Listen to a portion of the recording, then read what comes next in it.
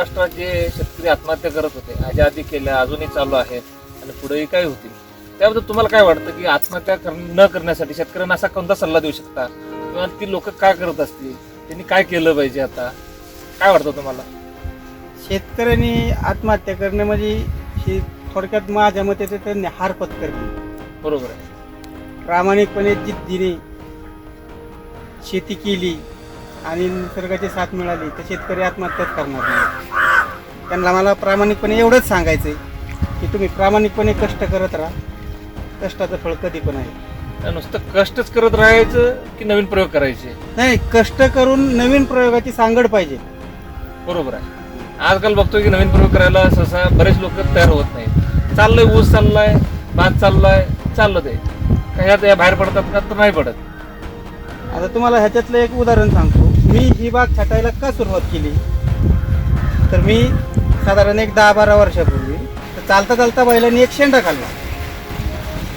नवीन कवळी foot होती, त्यांनी खाल्ला. तर त्यांनी त्या शेंडा खाल्ल्यानंतर आता मीच कष्ट करायला म्हणजे मला माहिती आहे की ह्या झाडाचा इथं शेंडा खाल्लाय, पाणी धरायला मी, औषध मारायला मी, तर साधारण महिन्यानी इथं 4 फुटवे निघाले. 4 फुटवे निघाल्यानंतर मला हे जाणवलं की एक शेंडा खाल्ला तर तिथं 4 फुटवे निघाले. तर मी त्याच्या पुढल्या वर्षी ते बघून प्रयोग केला. माझी बाग 25% छाटली. तर तिथं मला रिझल्ट मिळाला की एक शेंडा मारला तर 4 फुटवे निघतात. तर आपल्याला एका शेंड्याला 10 अंजीर निघाला तर 4 फुटव्यांचा 40 अंजीर निघणार.